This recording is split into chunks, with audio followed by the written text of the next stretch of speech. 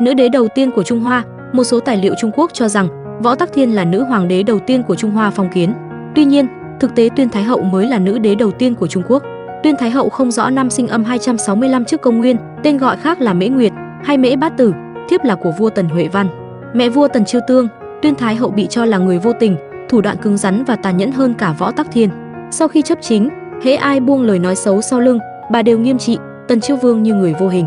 Khi lên nắm quyền, Tuyên Thái hậu phong hai em trai làm thừa tướng, phong hai người con trai còn lại làm đại tướng quân. Theo một số ghi chép ít ỏi, Tần Chiêu Vương luôn ở nằm trong sự cai quản nghiêm ngặt của Tuyên Thái hậu, gần như mất tự do. Sử ký Phạm Tuy Liệt truyện cho rằng người nước Tần chỉ biết Tuyên Thái hậu nắm quyền mà không hay còn có một Tần Chiêu Vương. Tuyên Thái hậu nhiếp chính 41 năm, khi bà bị tước quyền, Doanh Tắc đã 60 tuổi.